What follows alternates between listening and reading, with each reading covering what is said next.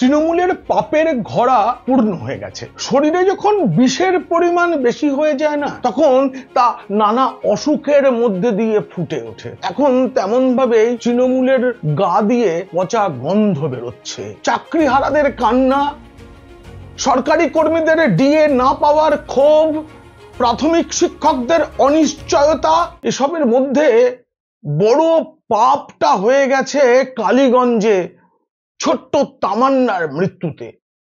আর তারপরে পরেই এই কসবার ঘটনা। কলেজের মধ্যেই আইনের ছাত্রীকে তার দাদারা, তৃণমূলের নেতারা গণধর্ষণ করলো। আর এসবের মধ্যেই না আরো একটা পাপের চক্রান্ত করেছে তৃণমূল। বলবো আজ সেই পাপের কথা। এক সন্ন্যাসীর গায়ে কালি ছেটাতে গিয়ে সব প্রকাশ্যে এসে গেছে। সেই আলোচনা শোনার পর যদি ভালো লাগে তবে অবশ্যই সাবস্ক্রাইব করবেন পিনাক্কি বলছে চ্যানেল। এখন দেখুন এবং শুনুন পিনাক্কি বলছে। বন্ধুরা, ভারত সেবাশ্রম সংঘের নাম শোনেননি এমন কেউ নেই। সেবার আর এক নাম ভারত সেবাশ্রম সংঘ, আমরা এটা জানি। এবার গেরুয়াধারী সন্ন্যাসীদের বিরুদ্ধেও চক্রান্ত ভারত সেবাশ্রম সংঘের সন্ন্যাসী, সেটাও আবার নারী ঘটিত অভিযোগ। কিন্তু বিধাতার মার যাবে কোথায়? ঘটনা যে সাজানো তা অনেকটাই ফাঁস করে দিয়েছেন অভিযোগকারী মহিলা। বলে দিয়েছেন দিদি সব করিয়েছেন, দিদি সবটা নিয়ন্ত্রণ করছেন। কার্তিক মহারাজেরও অপরাধ আছে, সেটা নিয়েও বলবো। সেই সঙ্গে ফাঁস করে দেব একটা মোবাইল বার্তালাপের কথা, সেটা কতটা সাজানো আপনারা বিচার করবেন। দেখুন, সন্ন্যাসী প্রদীপ্তানন্দজি মহারাজ, ভারত সেবাশ্রম সংঘের বেলডাঙ্গা আশ্রমের প্রধান প্রদীপ্তানন্দজি মহারাজকে সকলে কার্তিক মহারাজ বলেই চেনে। অনেকেই তাকে হিন্দুদের অভিভাবক বলেও মনে করেন। তবে তার সবচেয়ে বড় পরিচয়, তিনি হিন্দুদের দাবিতে সরব হওয়ার মতোই তিনি ধর্ম নির্বিশেষে, মত নির্বিশেষে সেবামূলক কাজ করে যান। তার তৈরি করা স্কুলে হিন্দু মুসলিম ছাত্রছাত্রীরা একসাথে পড়ে, একসাথে বড় হয়, একসাথে তারা খায়। সেই জন্যই সম্প্রতি কেন্দ্রীয় সরকার কার্তিক মহারাজকে পদ্মশ্রী পুরস্কার দিয়েছে। শ্রী স্বামী প্রদীপ্তানন্দ আধ্যাত্ম। কিন্তু কার্তিক মহারাজের সবচেয়ে বড় গুণ বাঙালি যেটা জানে, সেটা হচ্ছে হিন্দুদের হয়ে তিনি সবসময় সরব। তিনি যেখানেই হিন্দুদের ওপরে অত্যাচারের কথা শোনেন সেখানে ছুটে যান। আর এই রাজ্যের শাসকের চোখে তো সেটা সত্যিই বড় অপরাধ। আমি বলছিলাম না কার্তিক মহারাজের অপরাধ আছে, মাফ করবেন, এই রাজ্যের শাসকের চোখ দিয়ে বলেছি। তাই কি তার বিরুদ্ধে ধর্ষণের অভিযোগ সাজানোর চেষ্টা হলো, নাকি এটা সত্য তা উঠে আসবে তদন্ত থেকে? তদন্তকে স্বাগত জানিয়েছেন কার্তিক মহারাজ, একই সঙ্গে বলেছেন যাবতীয় অভিযোগ মিথ্যা।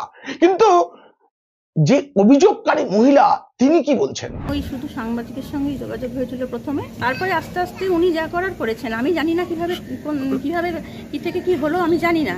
হ্যাঁ, আর আমি কে কোন পার্টি তাও জানি না। এক সাংবাদিককে তিনি তার মনের কথা বলেছেন, 12-13 বছর আগের কথা। সেইটা শোনার পর সাংবাদিক তাকে সাহায্য করেছেন। এটা করতেই পারেন, অনেকেই করেন, আমিও করেছি। কি করতে পারতেন? তিনি পুলিশের কাছে নিয়ে যেতে পারতেন মহিলাকে, যাতে অভিযোগটা ঠিক করে তিনি জমা দিতে পারেন। কিন্তু তিনি চলে গেলেন কোথায়? তৃণমূলের পোষা আইপ্যাকের কাছে। কেন? শুনুন সেটা। আপনি তো যে গাড়িটা চেপে কমপ্লেন করতে গেছিলেন, সেটা তো আইপ্যাকের দেওয়া গাড়ি ছিল। হ্যাঁ, ওনারাই কলকাতা থেকে এসেছিলেন এবং আমাকে গাড়ি করে নিয়ে গেছিলেন। সাংবাদিকরাই কি আপনাদের সাথে আইপ্যাকের যোগাযোগ করে দিয়েছিলেন? হ্যাঁ হ্যাঁ। কোন সাংবাদিক? নাম কি তার? নামটা দীপক ব্যাপারী। দীপক ব্যাপারী আইপ্যাকের সঙ্গে যোগাযোগ করে দিয়েছিলেন। সাংবাদিকের কথায় আইপ্যাক গাড়ি করে নিয়ে এসে সবকিছু করলো। কিন্তু কে এই সাংবাদিক, যিনি আইপ্যাকের কর্তাদেরও চেনেন, যার কথায় আইপ্যাকের টিম কলকাতা থেকে মুর্শিদাবাদের গ্রামে চলে গেল। আমার এত সাংবাদিক বন্ধু আছেন, তাদের মধ্যে আমার যারা সিনিয়র আছেন তারা শাসকের অনেক কাছাকাছি, কিন্তু আমি জানি না কাউকে যার কথায় আইপ্যাকের টিম অত দূর চলে যাবে অভিযোগ সাজানোর জন্য।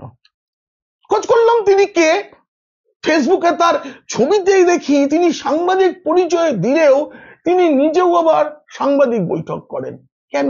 উমা, ব্যাপারীর মাথায় ওটা কার ছবি? আচ্ছা, অনুপ্রেরণা তার আছে। পরের দিনই ওনারা কলকাতা থেকে চলে এসেছেন আমার জন্য। ওনারা এসে তারপরে আপনাকে থানায় নিয়ে এসেছিলেন? হ্যাঁ, তারপরে ওনারা যেখানে যেখানে নিয়ে গেছেন আমি সেখানে গেছি। মানে আইপ্যাক দেখেছে যেরকম ভাবে সেরকম ভাবে আপনি গেছেন? ওপর মহল থেকে সবাই এসেছে। কি তৎপরতা ভাবুন, একটা অভিযোগ করতে কলকাতা থেকে মুর্শিদাবাদে গাড়ি নিয়ে চলে এলো তৃণমূল এবং আইপ্যাক, কিন্তু কার নির্দেশে? শুনুন, চমকে যাবেন। এবং প্রেস মিট করার জন্য কে পাঠালো সাংবাদিকদের মুখোমুখি হওয়ার জন্য? ব্যাপারটা হচ্ছে ওপর মহল থেকে সবকিছু। ওপর মহলটা কারা? ওপর মহলটা হচ্ছে আপনার দিদির লোকজন। হ্যাঁ। দিদির লোকজনই করাচ্ছে, তাই তো? বাকি ঠিক করে দিয়েছে সব? ব্যাপারটা হচ্ছে উনি সব ঠিক করছেন, উনি হ্যান্ডেল করছেন সবকিছু। উনি মানে কে? দিদি। দিদি বললেন তো? দিদি মানে তো এই রাজ্যে আমরা একজনকেই চিনি।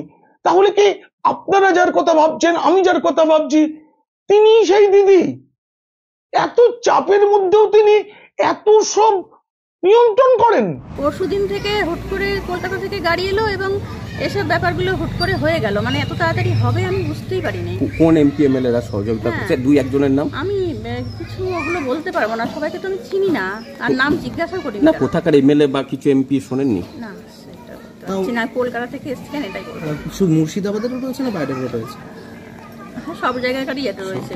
হ্যাঁ, কলকাতারও রয়েছে, তারা আপনার সাথে যোগাযোগ? শুনলেন তো, দিদি একা নন, দিদির সাঙ্গ পাঙ্গরাও আছেন। তারা কেউ কলকাতার, কেউ মুর্শিদাবাদের। তার দলবলকে তিনি নিয়োগ করে দিয়েছেন। তা বেশ, এরপরে আবার বড় একটা দায়িত্ব নিয়েছেন দিদির ভাইরা। শুনুন কি দায়িত্ব, অভিযোগকারী নিজে বলেছেন সেটা। আমার কল রেকর্ডিং ভাইরাল করে দেয়া হবে, ওই যে ওনাদের তরফ থেকেই। না, আপনি কাউকে কোনো কল রেকর্ডিং করে হ্যাঁ, দিয়েছেন? আমি দিয়ে দিয়েছি। আচ্ছা, কল রেকর্ডিং তো তদন্তের কাজে লাগা উচিত, সেটা ভাইরাল করার পরিকল্পনা কেন?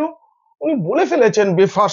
কিন্তু আমি ভাবছি, কেউ যদি ওই কাকুর কণ্ঠস্বর বলে যে ওই অডিও ক্লিপটা আছে সেটা একটু কায়দা করে ভাইরাল করে দিত, তাহলে কত ভালো হতো না? আমরা সবাই শুনতে পেতাম। অভিষেক বন্দ্যোপাধ্যায় 20 কোটিতেই খুশি।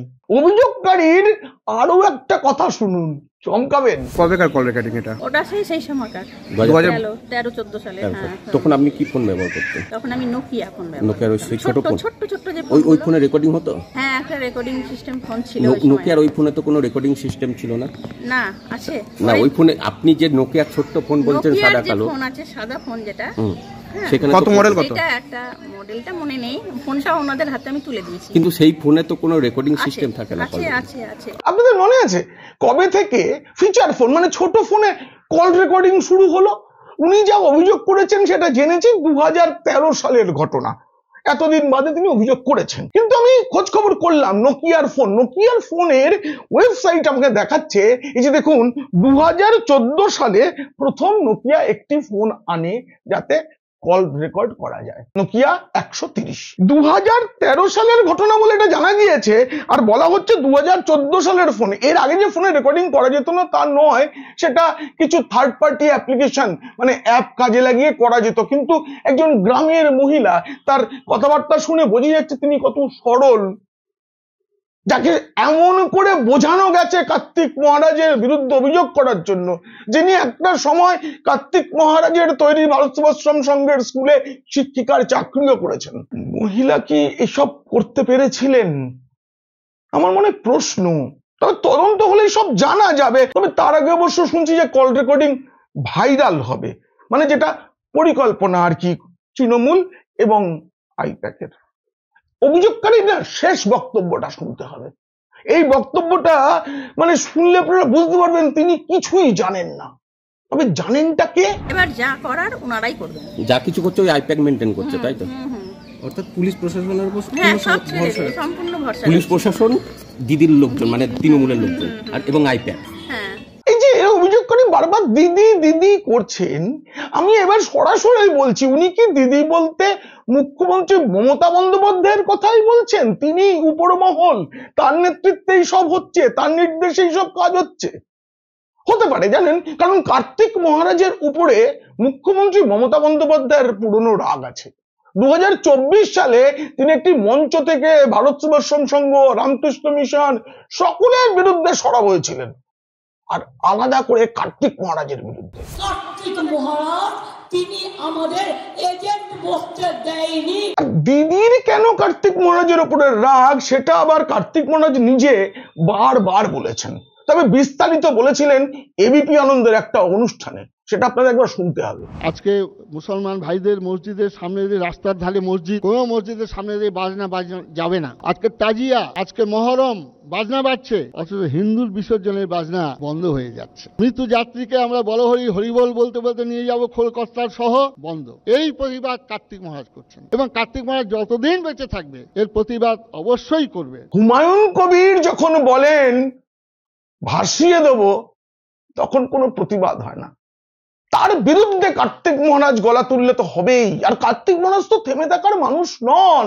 কদিন আগে যখন মুর্শিদাবাদে জেহাদি সন্ত্রাস হলো, হিন্দুদের ঘরবাড়ি পুড়িয়ে দিল, সেই বিবরণ দিতে গিয়ে কার্তিক মহারাজের চোখে জল এসে গিয়েছিল। আমি চোখের সামনে দেখেছি মুর্শিদাবাদ জেলায় আমার হিন্দু সম্প্রদায় বাড়িগুলোকে কিভাবে আগুনে পুড়িয়ে দিয়েছে, পা ধরে আছড়াচ্ছে, বলছে স্বামীজি আমাকে আমাদের বাঁচান। কেউ যেন দিদিকে অকৃতজ্ঞ ভাববেন না, চাইলে কৃতজ্ঞ, মানে যিনি উপকারীর উপকার ভুলে অপকার করতে পারেন তাকে এটা বলা হয়।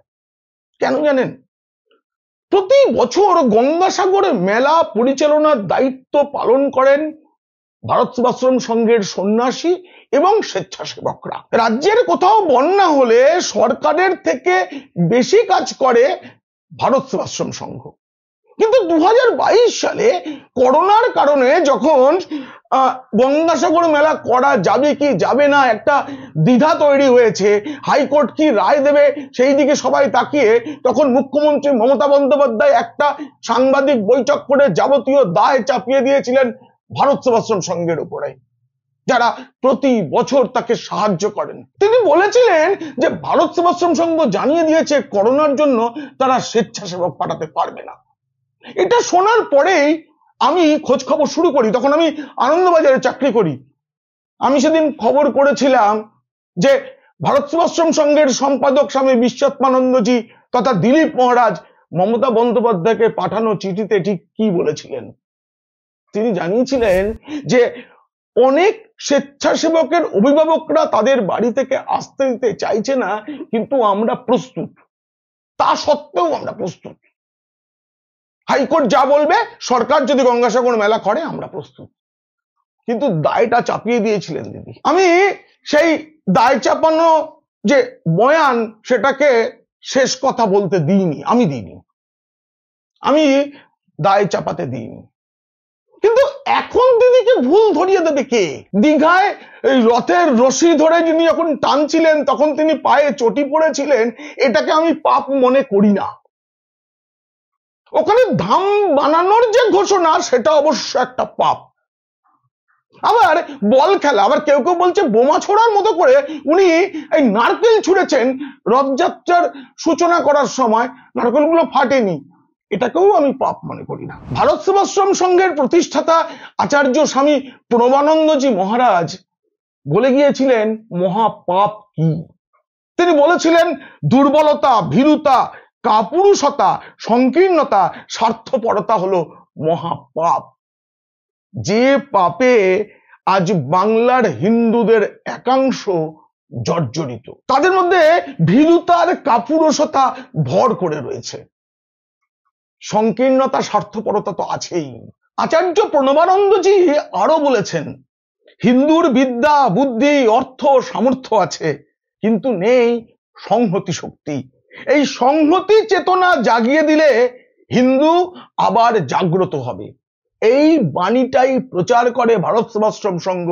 এই কথাগুলোই রাজ্যের বিভিন্ন প্রান্তে গিয়ে হিন্দুদের বলেন কার্তিক মহারাজ, আর এটাই শাসকের চোখে মহাপাপ। আর সেই পাপ মনে করার জন্যই শাসক এখন পাপের ঘোড়া পূর্ণ করে ফেলেছে। আরো একটা কথা স্মরণ করাই, উত্তরপ্রদেশে মুলায়ম সিংহের দল সমাজবাদী পার্টি একই রকম চেষ্টা করেছিল। এক সন্ন্যাসীর গায়ে কাদা লাগাতে চেয়েছিল, যোগী আদিত্যনাথকে মিথ্যা মামলায় জেলবন্দি করে রেখেছিল মুলায়ম সিংহ এবং অখিলেশ সিংহর সমাজবাদী পার্টি সরকার। তারপর সেই দল এখন কোথায় প্রায় খুঁজেই পাওয়া যায় না। হাতে নাতে উত্তরও দিয়েছিল উত্তরপ্রদেশের মানুষ, সপাকে সরিয়ে যোগীকে বসিয়েছে তারা মুখ্যমন্ত্রীর আসনে। এবার একই পরিণতি হতে চলেছে পিসি ভাইপো কোম্পানির। কোন সর্বত্যাগী সন্ন্যাসীর গেরুয়া বসনে কালি লাগানোর ছক কষাটা বড় পাপ। হিন্দুরা কি তার জবাব দেবে? দেখা যাক। এই প্রতিবেদন ভালো লাগলে বন্ধুদের শেয়ার করবেন, খারাপ লাগলে শত্রুদের। আর আপনারা খুব খুব ভালো থাকবেন।